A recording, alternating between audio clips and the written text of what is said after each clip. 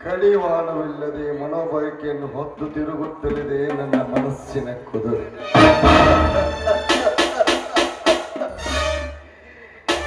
ಈ ಕುದುರೆಯನ್ನು ಕಟ್ಟಿ ಹಾಕಬೇಕಾದ್ರೆ ಮದುವೆ ಎಂಬ ಲಗಾಮನ್ನು ಹಾಕಿ ಕಟ್ಟಿ ಹಿಡಿಯಲಿ.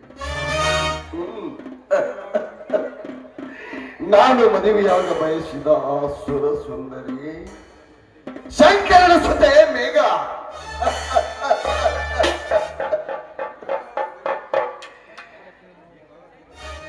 ಮೇಘ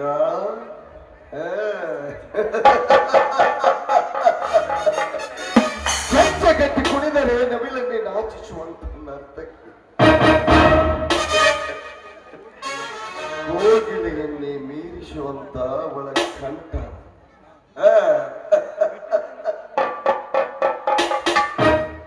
ತುಂಬಿಯ ಚೇಂಕಾರಕ್ಕೆ ಮಿಗಿಲಾಗಿರುವ ಅವಳ ರಾಗ, ಅವಳದ ಕುಡಿಯಂತಿರುವ ಅವಳ ತುಟಿ, ಸೂರ್ಯನ ಕಿರಣಗಳಂತೆ ಶೋಭಿಸುತ್ತಿರುವ ಅವಳ ತಂತಕಾಂತಿ, ಬೇವಿನ ಹೆಸರಿನಂತಿರುವ ಅವಳ ಹೊಕ್ಕು,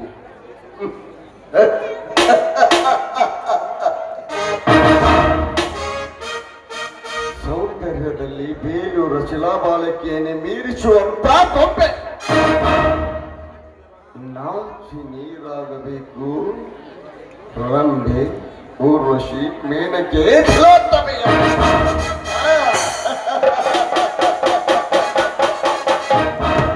ಎಂತಹ ಮೈಮಾಟವನ್ನು ಹೊಂದಿದ ಆ ಸುರಸುಂದರಿಯನ್ನು ಮದುವೆಯಾಗಿ ನನ್ನ ಮಗಳ ಆಸೆಯನ್ನು ಇಂಗಿಸಿಕೊಳ್ಳಲೇಬೇಕು.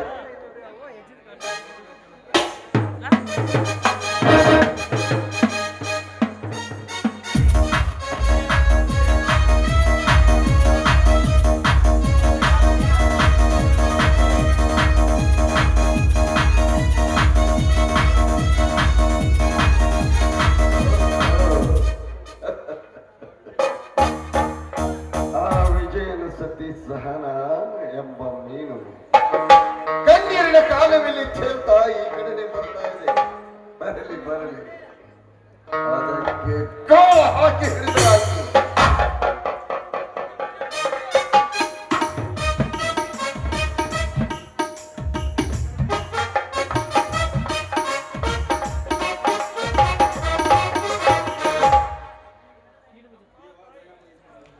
ಮಣ್ಣಾಯ್ತು ಬೈಕಿಗಳಿಲ್ಲ, ನೀರು ಮಾಡಿಲ್ಲ, ತುಂಬಿದೆ ಜಗವಿಲ್ಲ, ಹಾಳಾಯ್ತು ಬಾಳಿಲ್ಲ. ಮಣ್ಣಾಯ್ತು ಬೈಕಿಗಳಿಲ್ಲ, ನೀರು ಮಾಡಿಲ್ಲ, ಮಣ್ಣಾಯ್ತು ಬೈಕಿಗಳಿಲ್ಲ, ನೀರು ಮಾಡಿಲ್ಲ, ತುಂಬಿದೆ ಜಗವಿಲ್ಲ, ಹಾಳಾಯ್ತು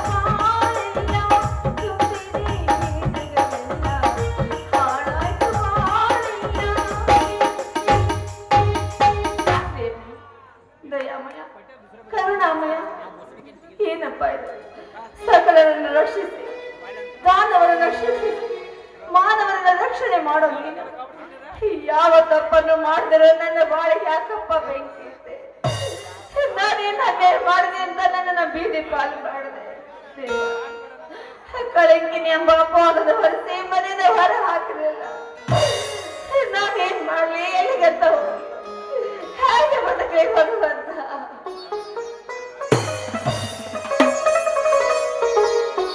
ದಾರಿ ಕಾಣದ ಈ ನಿನ್ನ ಕಂದನಿಗೆ ನೀನೇ ದಾರಿ ತೋರು ತಂದೆ, ನೀನೇ ದಾರಿ ತೋರು.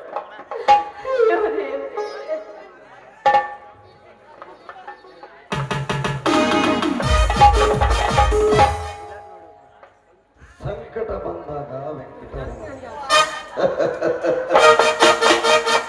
ಮೋಡ ಕರಗಿ ಮಳೆಯಾದಾಗಲೇ ಮುಗಿಲು ಹಗುರವಾಗುತ್ತದೆ. ಹಾಗೆ ಕಣ್ಣೀರು ಸುರಿಸಿ ಅತ್ತಾಗಲೇ ಮನಸ್ಸು ಹಗುರವಾಗುವುದು. ಯಾರು?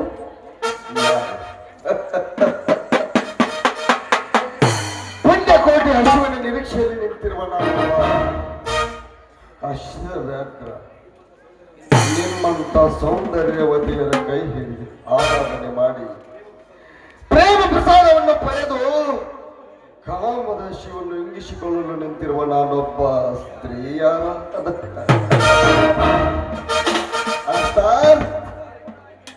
ಕಾರ್ಯಕಾಲದ ದಾರಿಯಲ್ಲಿ ಬಿದ್ದು ಒತ್ತಾಡುತ್ತಿರುವ ನಿಮ್ಮಂತವರ ಕೈ ಹಿಡಿದು ದಾರಿ ತೋರಿಸಲು ಬಂದಿರುವ ನಾನೊಬ್ಬ ಮನ್ಮಥ. ಏಯ್ ಮಿಸ್ಟರ್, ಬಾಯಿ ಬೇಗ ಹಿಡಿದು ಮಾತಾಡು. ದಿಕ್ಕಿಲ್ಲದ ನನಗೆ ನಿನ್ನ ದಾರಿ ಅವಶ್ಯಕತೆ ಇಲ್ಲ. ಆ ದೇವರು ಯಾವ ದಾರಿ ತೋರಿಸ್ತಾನೋ ಅದೇ ದಾರಿಯಲ್ಲಿ ನಡೆಯೋಳು ನಾನು. ದೇವರು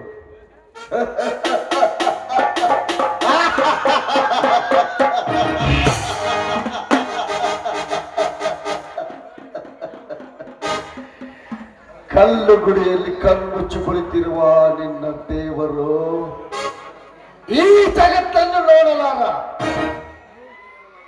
ನಿನ್ನ ಕೂಗನ್ನು ಕೇಳಲ್ಲ.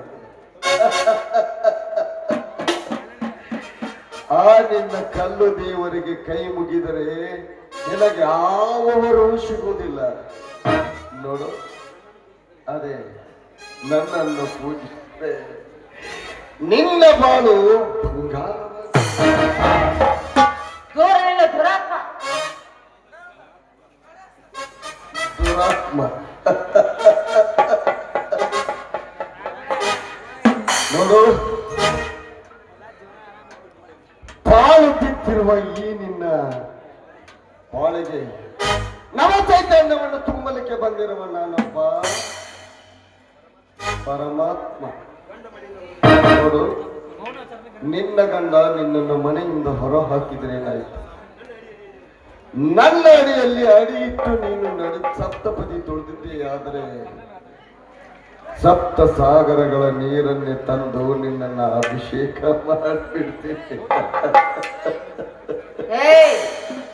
ನೀಚ ಮೊಚ್ಚ ಬಾಯಿನ ನಿನ್ನಂಥವನಿಗೆ ಮತ್ತೆ ತಾಳೆ ಕಟ್ಟಿಸಿಕೊಳ್ಳೋಕೆ ತಾಳೆ ಕಿತ್ತು ಬೀದಿಯಲ್ಲಿ ಬಿದ್ದೋ ಬಸವಿ ಅಲ್ಲ ನಾನು. ಪತಿಯೇ ದೇವರು ಅಂತ ಅವರ ಕೈ ಹಿಡಿದ ಮೇಲೆ ಅವರೇ ನನ್ನ ಗಂಡ ಕಣೋ. ಅವರು ನನ್ನ ಗಂಡ. ಈಗ ನಾನು ಅವರಿಂದ ದೂರವಾಗಿದ್ದೇನೆ ಹೊರತು ಗಂಡನ ಬಿಟ್ಟವಳಲ್ಲ ನಾನು.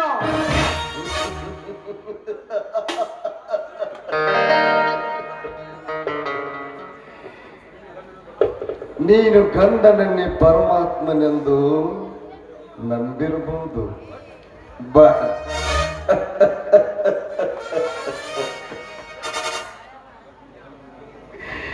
ಬಾ, ನಿನ್ನ ಗಂಡ ನಿನಗೇನು ಮಾಡಿದ? ಕಳಕದ ಹೊಳೆಯನ್ನು ಹೊರಿಸಿ ನಿನ್ನ ಮನೆಯಿಂದ ಆಚೆ ಹಾಕಿದ.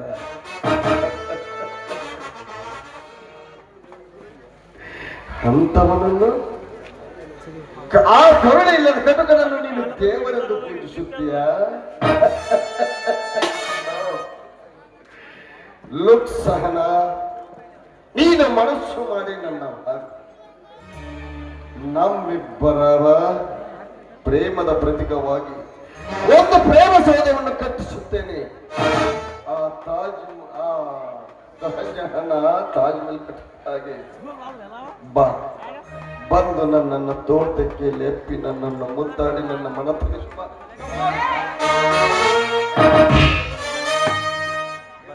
ಮುಟ್ಟಬೇಡು ಈ ಗಣತಿಯ ಮೈಯನ, ಮುಟ್ಟಿದ್ರೆ ಸುಟ್ಟು ಹೋಗುವೆ. ಪತಿವ್ರತೆಗೆ ಧಕ್ಕೆ ತಂದು ನನ್ನ ಬಾಳನ್ನ ಹಾಳು ಮಾಡಬೇಡ, ಬಿಟ್ಟು ಬಿಡು. ಪತಿವ್ರತೆಯನ್ನು ಬೆಂಕಿಗೆ ಸಮ.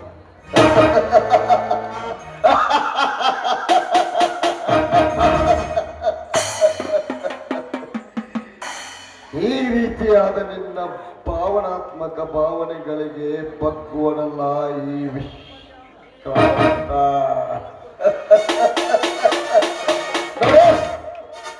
ಸುತ್ತಲೂ ಕವಿದಿರುವ ಈ ಕತ್ತಲೆಯಲ್ಲಿ ಬೆತ್ತಲೆಯಾಗ ಅನುಭವಿಸೋಣ ನಿನ್ನ ಅಣ್ಣ.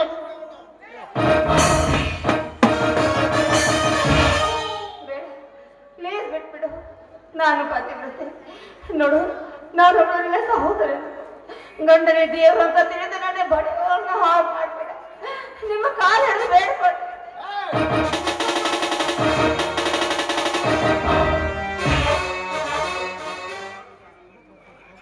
ನೋಡು ಸಹನ, ನಮ್ಮಿಬ್ಬರ ಹೃದಯ ಸಂಗಮದಿಂದ ನಿನಗೆ ಕೆಟ್ಟ ಹೆಸರು ಬರುತ್ತದೆ ಎಂದು ನೀನು ಯಾವತ್ತೂ ಭಾವಿಸಬೇಡ. ನೋಡು, ಘಟಸರ್ಪ ಆಲಿಂಗನ ಮಾಡಿದ ಮಾತ್ರಕ್ಕೆ ಶ್ರೀಗಂಧದ ಮರ ವಿಷವಾಗಲಾರದು. ಹಾಗೆ ಕಾಗೆಯ ಗೂಡಿನಲ್ಲಿ ಕೋಗಿಲೆ ಕುಳಿತುಕೊಂಡರೆ ಅದೆಂದು ಕೋಗಿಲೆ ಕಾಗೆ ಆಗಲಾರದು. ಹಾಗೆ ನೀನು ನನ್ನ ಸ್ನೇಹ ಸಂಘ ಬಳಸಿದ ಮಾತ್ರಕ್ಕೆ ನೀನು ಎಂದಿಗೂ ವೇಶ್ಯ ಆಗಲಾರೆ. ಹೆಣ್ಣಿನ ಶಾಪಕ್ಕೆ ಬಲಿ ಆಗದವರು ಯಾರು ಇಲ್ಲ ಕಣೋ ಈ ಭೂಮಿ ಮೇಲೆ. ಅಷ್ಟೇಕೆ ಹಿಂದೆ ಆ ಸೀತೆಯನ್ನು ಹೊತ್ತೊಯ್ದ ರಾವಣ, ಅವನ ಗತಿ ಏನಾಯ್ತು? ಅದು ಅಲ್ಲದೆ ಆ ದ್ರೌಪದಿ ಮಾನವನ ನೋಡ್ಬೇಕು ಅಂತ ತುಂಬಿದ ಸಭೆಯಲ್ಲಿ ಆಗುವಂತ ನಿನ್ನ ದುಶ್ಯಾಸನ ಏನಾಯ್ತು ಅವನ ಗತಿ? ಹೆಣ್ಣಿನ ನಂಬಿ ಹೋದವನು ಮಣ್ಣು ಮುಕ್ಕಿದವನು. ಈ ಹೆಣ್ಣಿನ ಅವಮಾನ ಮಾಡ್ಬೇಕು ಅಂತ ಬಂದ್ರೆ ಅವರಿಗಾದ ಗತಿ ನಿನಗೂ ಆಗೋದು. ಪುರಾಣದ ಪುಟಗಳನ್ನು ತಿರುಗಿ ಹಾಕುತ್ತಿರುವ ತಿರುಗಿ ನಿನ್ನ ಕೊಟ್ಟು ಪುರಾಣ ಕೇಳುವುದಕ್ಕೆ ಬಂದಿಲ್ಲ ನಾನಿಲ್ಲಿ. ನೋಡು, ಇದೇ ರೀತಿ ನೀನು ಕಾಲಹರಣ ಮಾಡಿದ್ರೆ ನಿನ್ನ ಶೀಲಹರಣ ಮಾಡಬೇಕಾಗುತ್ತದೆ. ಸಮಯ ವ್ಯರ್ಥ ಮಾಡಬೇಡ. ಸಹನ, ಸೌಂದರ್ಯದ ಕಾಡು ಬೆಳೆದಂಗಳಂತೆ ವ್ಯರ್ಥ ಮಾಡಬೇಡ. ಗಂಗೆ ಹರಿದು ಆ ಸಮುದ್ರ ರಾಜನನ್ನು ಹೇಗೆ ಅಪ್ಪಿಕೊಳ್ಳುತ್ತಾಳೋ ಹಾಗೆ ನೀನು ನನ್ನನ್ನು ಅಪ್ಪಿಕೊಂಡು ಮುತ್ತಾಡಿ ನನ್ನ ಮನತನಿಸುವ.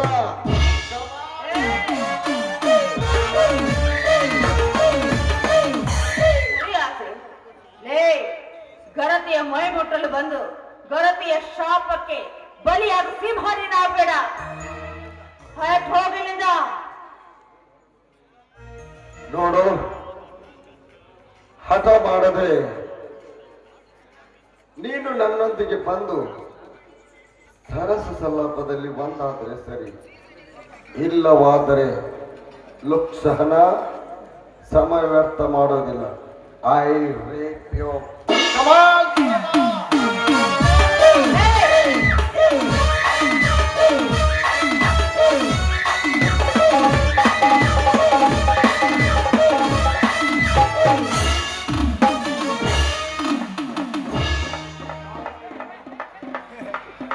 ಓಹೋ, ನೀನಾ?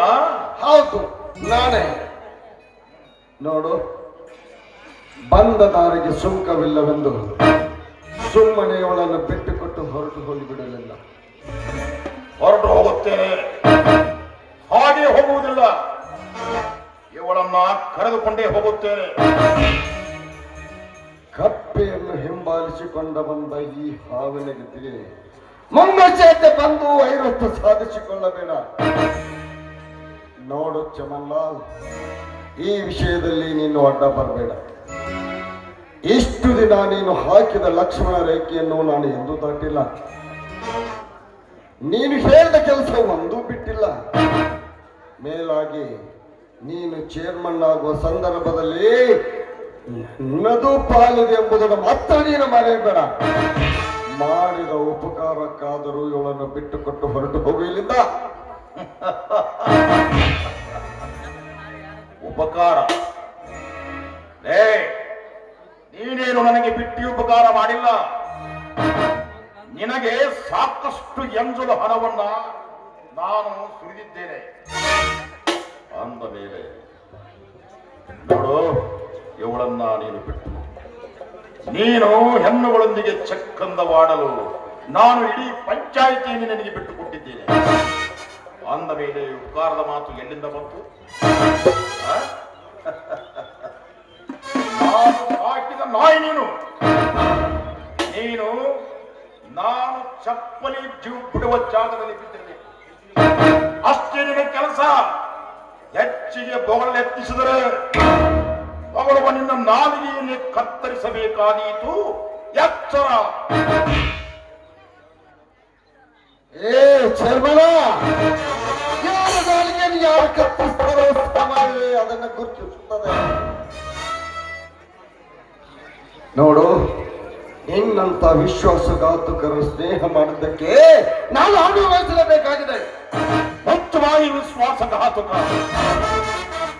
ನನಗೆ ವಿಶ್ವಾಸಘಾತುಕ ಎನ್ನುವೆಯ? ನನ್ನ ಮನೆ ಬಾಗಿಲಿಗೆ ಬಂದ ನೀನು, ನಾನು ಸಾಕಿದ ನಾಯಿ, ಕರಡಿ ಕುಣಿಸಿದಂತೆ ಕುಣಿಯಬೇಕು, ಹಾವು ಹಾವಾಡಿಗ ಆಡಿಸಿದಂತೆ ಆಡಬೇಕು, ಮಾವುತನ ಮಾತನ್ನ ಆಣೆ ಕೇಳಲೇಬೇಕು. ಅದರಂತೆ ನೀನು ನನ್ನ ಮನೆಯ ನಾಯಿ ಅಂದ ಮೇಲೆ ನಾನು ಹೇಳಿದಂತೆ ಕೇಳಿಕೊಂಡು ಬಿದ್ದಿರಬೇಕು ಮಗನೇ. ಅದು ಈಗಲ್ಲ, ಸುಮ್ಮನೆ ಹೊರಟು ಹೋಗು ಇಲ್ಲಿಂದ. ಇಳಿಸೋ ಹಲವಾರ ಮಟ್ಟ ನನಗೆ ತೋರಿಸ್ತಾ ಇದ್ದೀಯಾ? ಬೆಕ್ಕು ಇಲಿಯನ್ನು ಹಿಡಿದ ಮಾತ್ರಕ್ಕೆ ಅದೆಂದಿಗೂ ಹುಲಿಯಾಗಲಾರದು. ಅದೇ ರೀತಿ ಕತ್ತಿ ಹಿಡಿದ ಮಾತ್ರಕ್ಕೆ ಕ್ಷೌರಿಕ ಚೂರನಾಗಲಾರ, ಒಡವೆ ಹಿಡಿದ ಮಾತ್ರಕ್ಕೆ ಗುರಿಗಾಹಿ ಕೊಲೆಗಾರನಾಗಲಾರ. ನೋಡು, ಸಂತಿಗೆ ಬಂದ ಕುರಿಯನ್ನ ಕಟುಕ ಹೇಗೆ ಮಾಡುತ್ತಾನೋ ಅದೇ ರೀತಿ ನಾನು ನಿಮಗೆ ತೋರಿಸುವೆ. ನಾನು ಬಯಸುವ ಮಗನೇ, ನಿನ್ನ ಜೀವನದ ಜೀತ ಮುಗಿದಿರುವಾಗ ನಾನೇನು ಮಾಡಲು ಸಾಧ್ಯ?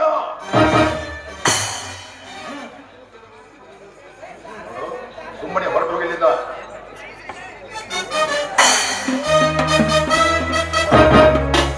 ನೋಡು, ಇವಳು ನಾನು ಬಯಸಿದ ದೇವರ ಅಂದ ಮೇಲೆ ಇವಳನ್ನ ನೀನು ಬಿಟ್ಟು ಒಳ್ಳೆಯ ಮಾತನ್ನು ಹೇಳ್ತಾ ಇದ್ದೀನಿ. ನೋಡು ಶರ್ಮಂದ್ರೆ, ನಾನು ತೋಡುವ ಮೌರ್ಯಲ್ಲಿ ಮಾಡುವೆ ನಿನ್ನ ಸಮಾಧಿ. ಚಮನ್ ಲಾಲ್, ಇಲ್ಲಿಯವರೆಗೆ ಬೇಕಾದಾಗ ಬೇಕಾದ ಹಾಗೆ ಬಳಸಿಕೊಂಡು ಈಗ ಬೇಡವಾದ ಮೇಲೆ ಬಾಳೆಹಣ್ಣನ್ನು ಸಿಪ್ಪೆ ಎಸೆದಂತೆ ಎಸೆಯುತ್ತಿರುವೆಯಲ್ಲ, ಇನ್ನು ಮುಂದೆ ನಿನ್ನ ಬಾಳು ಕಣ್ಣೀರಿನ ಗೋಳು. ಮಾಡುವೆ ನಾನು ಇದಕ್ಕೊಂದು ಸಂಚು, ರಣ ಹತ್ತಿನ ಸುಚ್ಚು.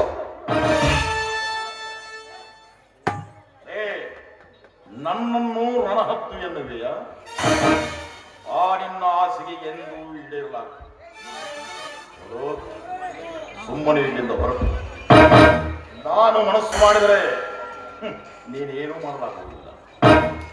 ನೋಡು, ನಾನು ಮನಸ್ಸು ಕೊಟ್ಟರೆ ಹರ, ಕೈ ಮಾಡಿದರೆ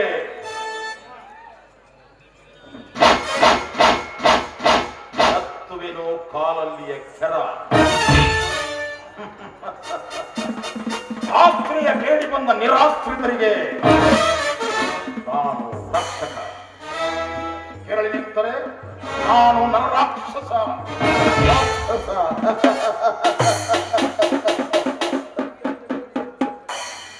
ಪಂಚಾಯತಿ ಎಂಬ ಗಡಿಗೆಯಲ್ಲಿ ಅಧಿಕಾರವೆಂಬ ಮೊಸರನ್ನು ಕಡೆದು ಲಂಚವೆಂಬ ಬೆಣ್ಣೆ ತೆಗೆಯಲು ಕುತಂತ್ರವೆಂಬ ಕಡಗೋಲಿಗೆ ನನ್ನನ್ನು ಹಗ್ಗವನ್ನಾಗಿ ಬಳಸಿಕೊಂಡು ನನ್ನ ಬಾಳಲ್ಲಿ ಬೀದಿ ತಳ್ಳಿದ ದುಷ್ಟ ನೀನು. ಮಕ್ಕಳು ಮನೆಗೆ ಬಿದ್ದಿರುವ ಬೆಂಕಿ ನನ್ನ ಮನೆಗೆ ಬೀಳುತ್ತದೆ ಎಂಬುದು ಈಗ ನನಗೆ ಅರ್ಥವಾಯಿತು. ಹದ ತೀರಿದ ಮೇಲೆ ಹೋದಲ ಗಿತ್ತಿಯನ್ನು ಕಾಲಿನಂತೆ ಒತ್ತದ್ದಾಯಿತು ನನ್ನ ಬಾಳು.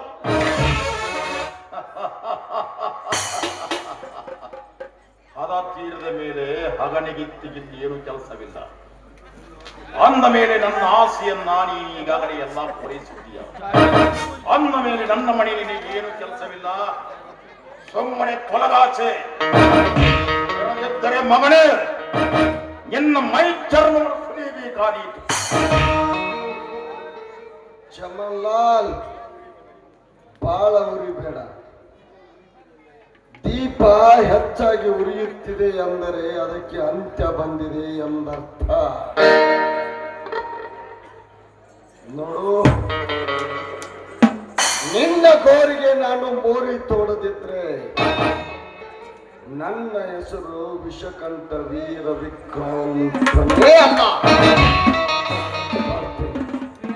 ನೆನಪಿಟ್ಟು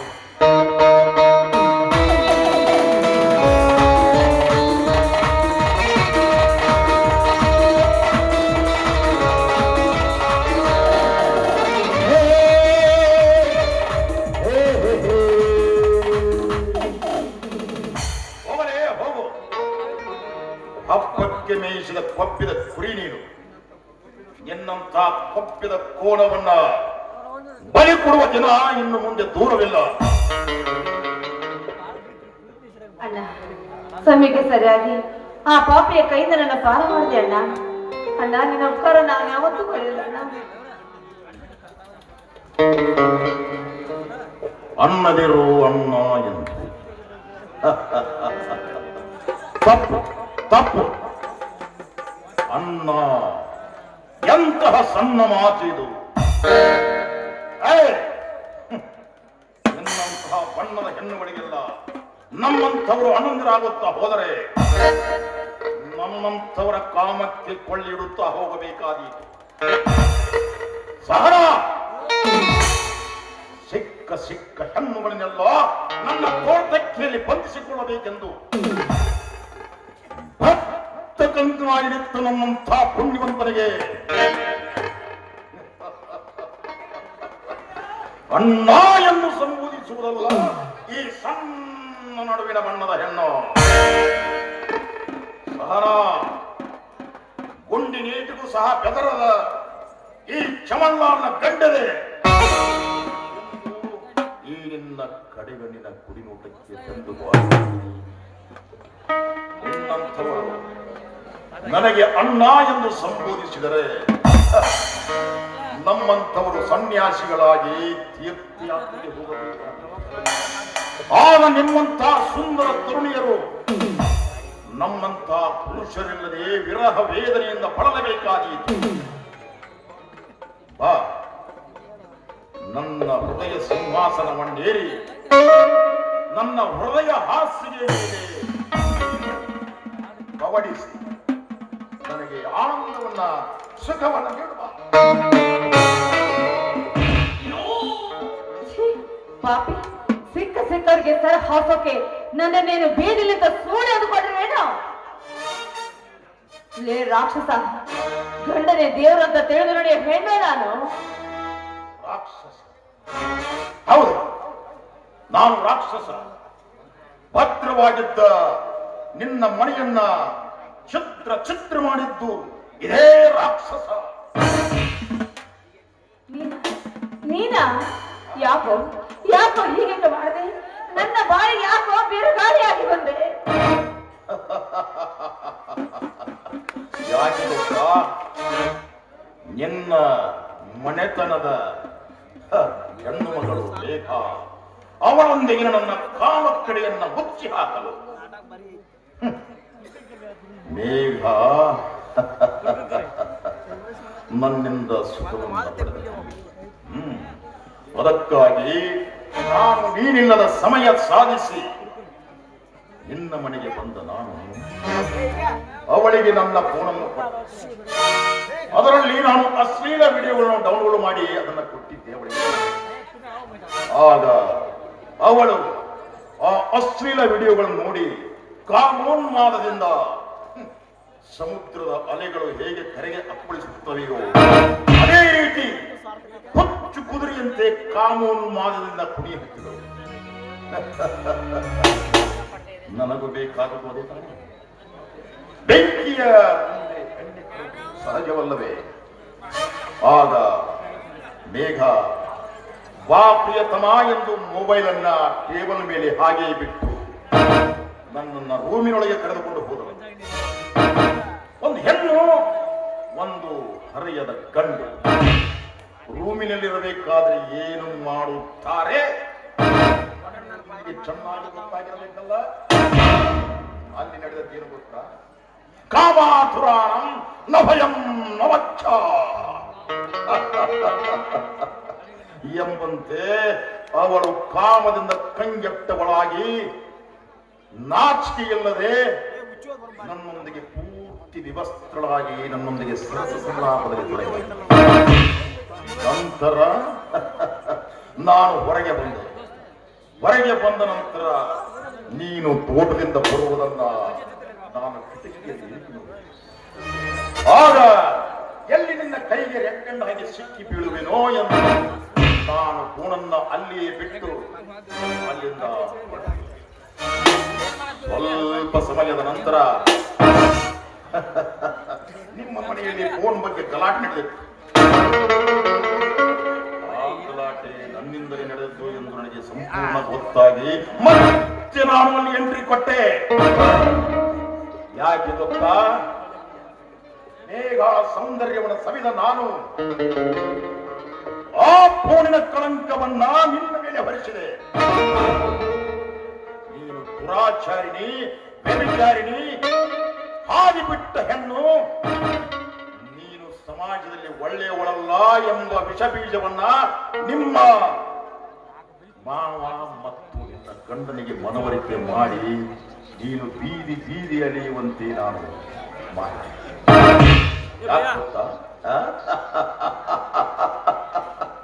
ನೀನು ಮೇಘಾಳಿಗಂತಲೂ 100 ಮಡಿ ಸೌಂದರ್ಯದ ಶ್ರೀಯನ್ನೇ ಹೊತ್ತು ನಿಂತಿರುವಿ.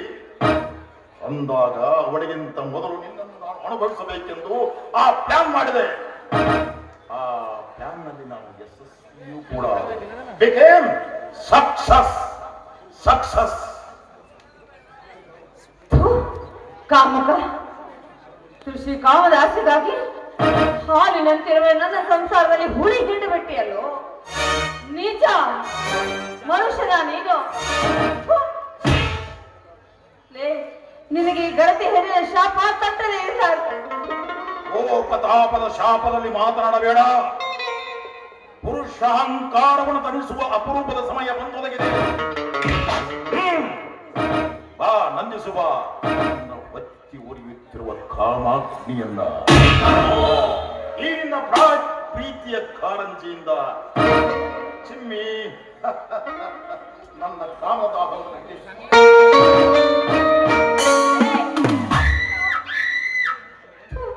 ನಿಜ ಒಂದು ಹೆಣ್ಣು ಕಾಮ ದೃಷ್ಟಿಯಿಂದ ನೋಡಕ್ಕೆ ನಾಚಿಕೆ ಆಗಲೇನಿದೆ ಜನ್ಮಕ್ಕೆ. ನಾಚಿಕೆ ಎಂಬ 3 ಅಕ್ಷರದ ಮಾಲೆಯನ್ನು ಮೂಲಿಗೆಸ್ತವ ನಾನು. ನಾಚಿಕೆಯ ಬಗ್ಗೆ ನನಗೆ ನೀತಿ ಪಾಠ ಹೇಳುವೆಯ?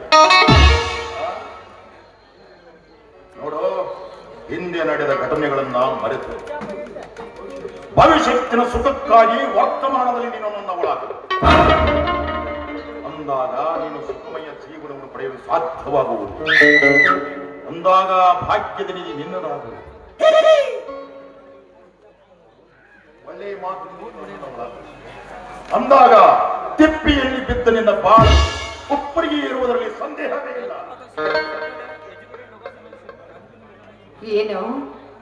ಏನು ಅಂದ್ರೆ ನನ್ನ ಬಾಳಿನ ಬಗ್ಗೆ ಮಾತನಾಡುವ ಯೋಗ್ಯತೆ ನಿನಗೆಲ್ಲೋ ಇಲ್ಲ. ನನ್ನ ತಂಟೆಗೆ ಬಂದ್ರೆ ನಿನ್ನ ಸುಮ್ಮನೆ ಬಿಡೋಲ್ಲ ಕಣ. ನನ್ನ ಕೈಯಲ್ಲೇ ನಿನ್ನ ಹಣ ಬೇದು ಗ್ಯಾರಂಟಿ.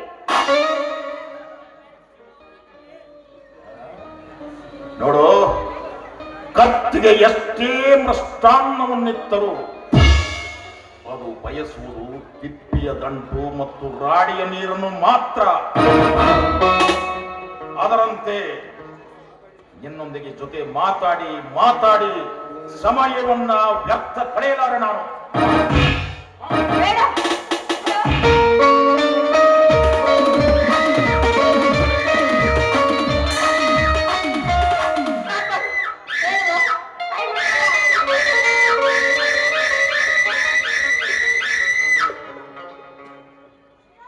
ಓಹೋ, ಅಧ್ಯಕ್ಷರು ಪರವಾಗಿಲ್ಲ, ಗಣಂದಾರಿ ಕೆಲಸಕ್ಕೆ ಕೈ ಹಾಕಿದ್ದೀರಾ. ಬೇಲಿಗೆ ಎದ್ದು ಹೊಲ ಮೇದರೆ ರೈತನ ಪಾಡೇನು?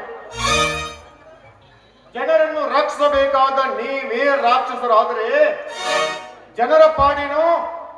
ಇಂತಹ ಹೆಣ್ಣುಗಳ ಗತಿಯೇನು?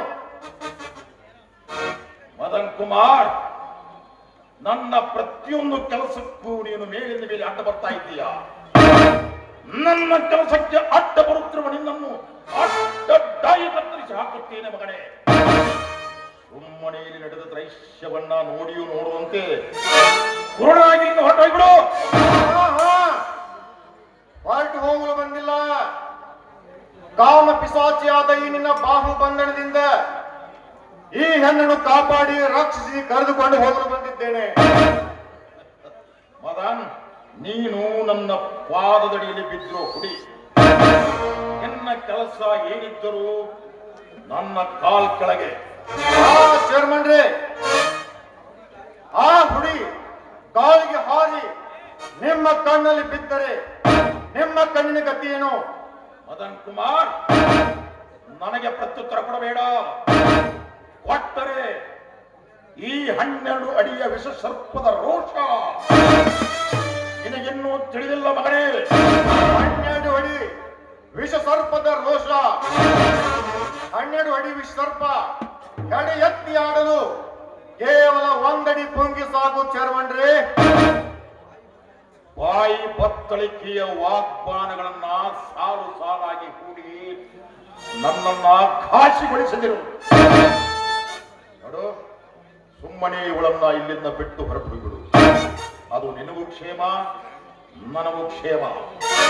ಒಳ್ಳೆ ಮಾತಿಂದ ಹೇಳ್ತಾ ಇದ್ದೀನಿ ಮಗನೇ. ನೀನು ಪಂಚಾಯಿತಿ ನಂದ ಕಾಲ್ ಕಡೆ ಕೆಲಸ ಮಾಡುತ್ತಿರುವ ಒಬ್ಬ ಸಾಮಾನ್ಯ ಪಿಡಿಒ. ಅಂದ ಮೇಲೆ ನಾನು ಈ ಊರಿನ ಚೇರ್ಮನ್. ನನ್ನ ಕೆಲಸಕ್ಕೆ ಅಡ್ಡ ಬರಬೇಡ. ಸುಮ್ಮನೆ ಇಲ್ಲಿಂದ ಹೊರಟು ಬಿಡು. ಹಾಗೆ ಹೋಗಲಾರೆ. ಒಂಟಿಯಾದ ಈ ಹೆಣ್ಣನ್ನು ಕಾಪಾಡಿಯೇ ಸಿದ್ಧ. ಹಾಗಾದರೆ ಇವಳನ್ನು ನೀನು ಬಿಟ್ಟು ಹೋಗುವುದಿಲ್ಲವೇ? ಆಯ್ತು, ಎನ್ನನ್ನ ಪಂಚಾಯತಿಯಲ್ಲಿ ನೋಡಿಕೊಳ್ಳುತ್ತೇನೆ. ನನ್ನ ಪ್ರತಿಯೊಂದು ಕೆಲಸಕ್ಕೆ ಅಡ್ಡ ಬರುತ್ತಿರುವ ನೀನು ನಿನ್ನ ಬದುಕಿನ ಅಂತ್ಯಕ್ಕೆ ನಾನು ಅಂತ್ಯ ಹಾಡದೆ ಹೋದರೆ ನಾನು ಚಕ್ರವರ್ತಿ ಚೇರ್ಮನ್ ಚಮನ್ಲಾಲ್ನೇ ಅಲ್ಲ.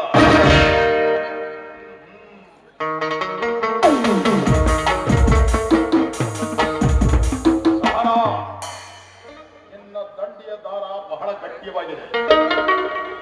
ಎಷ್ಟೋ ಸಲ ನಾನು ನಿನ್ನನ್ನು ಅನುಭವಿಸಬೇಕೆಂದು ಪ್ರಯತ್ನ ಮಾಡಿದರು ಈ ನನ್ನ ಮಗ ಆಟ ಬರ್ತಾ ಇದ್ದಾನೆ. ಎಷ್ಟು ದಿನ ನೀನು ನನ್ನಿಂದ ತಪ್ಪಿಸಿಕೊಂಡು ಓಡಾಡ್ತೀಯೋ ನಾನು ನೋಡ್ತೀನಿ. ಲೇ ಮದನ್ ಕುಮಾರ್, ನನ್ನ ಮಾತು ನೆನಪಿಟ್ಟು ಎಷ್ಟು ದಿನ ಇವಳನ್ನ ನೀನು ರಕ್ಷಿಸುತ್ತೀಯೋ ನಾನು ನೋಡುತ್ತೇನೆ ಮಗನೇ.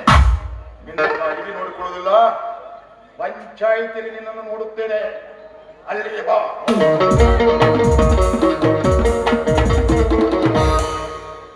ಹೋಗು ಹೋಗು. ನಿಮ್ಮಂಥ ಬಂಡರಿಗೆ ಬುದ್ಧಿ ಕಲಿಸುವುದು ನನಗೂ ಕೂಡ ಚೆನ್ನಾಗಿ ಗೊತ್ತಿದೆ. ಯಾರಮ್ಮ ನೀನು? ಬೇಡ ಬೇಡ, ನಾನು ನೀನು ಮಾಡಬೇಡ. ದಯವಿಟ್ಟು ನನ್ ಬಿಟ್ಬಿಡ. ಭಯವೇನಮ್ಮ? ನನ್ನನ್ನು ನಿನ್ನ ಸ್ವಂತ ಅಣ್ಣ ಎಂದು ತಿಳ್ಕೊ. ಬಾರಮ್ಮ ಇಲ್ಲಿ. ಯಾರಮ್ಮ ನೀನು? ಬಿರುಗಾಳಿಯ ರಭಸಕ್ಕೆ ಹಾರಿ ಬರುವ ಆನೆಯಂತೆ ಎಲ್ಲರಿಂದ ದೂರವಾಗುತ್ತೇನೆ ನಾನು. ನೋಡಮ್ಮ, ಹೆಣ್ಣು ಮಕ್ಕಳು ಒಂಟಿಯಾಗಿ ಇಲ್ಲಿ ತಿರುಗಾಡಬಾರದು. ಏಕೆಂದ್ರೆ ಇದು ಕಳ್ಳ ಕಾಪುರ ಕಾಮುಕರ ಜಾಗ. ಮನೆಗೆ ಹೋಗಮ್ಮ. ಮನೆ ಏನಿದೆ ಅಣ್ಣ? ಮನೆಯವರಿಂದ ಕಳಂಕದ ಅಪವಾದವನ್ನು ಹೊತ್ತು ಎಲ್ಲರಿಂದ ಹೊರಗೆ ನೋಡಲ್ಪಟ್ಟ ನನ್ನ ದೃಷ್ಟಿಯನ್ನ ನಾನು ಈಗ ಯಾರು ದಿಕ್ಕಿಲ್ಲದೆ ಯಾವುದಾದ್ರೂ ಕೆರೆನೋ ಬಾವಿನ ನೋಡಿಕೊಂಡು ಆತ್ಮಹತ್ಯೆ ಮಾಡಿಕೊಳ್ಳಬೇಕು ಅಂತ ಕಾಯ್ತಾ ಇರೋ ನನ್ನ ದೃಷ್ಟಿಯನ್ನ ನಾನು. ನುಡಿಯಬೇಡಮ್ಮ ಸಾವಿನ ನುಡಿಗಳನ್ನು. ಸಾವು ಸಮಸ್ಯೆಗಳಿಗೆ ಪರಿಹಾರವಲ್ಲ. ಬಾಳ್ಗಡಲಲ್ಲಿ ಈಜಬೇಕು, ಇದ್ದು ಜಯಿಸಬೇಕು. ನೋಡಮ್ಮ ತಂಗಿ, ನಾನು ಕೂಡ ಒಬ್ಬ ಅನಾಥನೇ ಕೂಡ. ನಾನು ನನ್ನ ತಂಗಿ ಚಿಕ್ಕವರಿದ್ದಾಗ ಆ ವಿಧಿಯಾಟದಿಂದ ಹೆತ್ತವರು ನಮ್ಮನ್ನಗಲಿದರು. ದೇವರ ಕರುಣೆಯಿಂದ ಪುಣ್ಯಾತ್ಮರ ಪುಣ್ಯದ ಫಲದಿಂದ ಹೇಗೋ ಬೆಳೆಯುತ್ತಿದ್ದ ನಾವು ಮತ್ತೆ ವಿಧಿ ಆಟವಾಡಿತು ನಮ್ಮ ಬಾಳಿನಲ್ಲಿ. ತಂಗಿಯ ಸಾವಿನ ಬರಸಿಡಿಲಿನ ಗಾಯ ಮತ್ತಷ್ಟು ದಾಸಿಗೊಳಿಸಿತು ನನ್ನ ಮನವನ್ನು. ಹೇಗೋ ಬೆಳೆದ ನಾನು ಇಂದು ಸರ್ಕಾರಿ ನೌಕರಿಯಲ್ಲಿದ್ದೇನೆ. ತಂಗಿಯನ್ನು ಕಳೆದುಕೊಂಡು ನನಗೆ ತಂಗಿಯ ಸ್ಥಾನವನ್ನು ನೀಡಮ್ಮ, ತಂಗಿಯ ಸ್ಥಾನವನ್ನು ನೀಡು. ಅಳಬೇಡಣ್ಣ, ಅಳಬೇಡ, ಸಮಾಧಾನ ತಂದುಕೋ.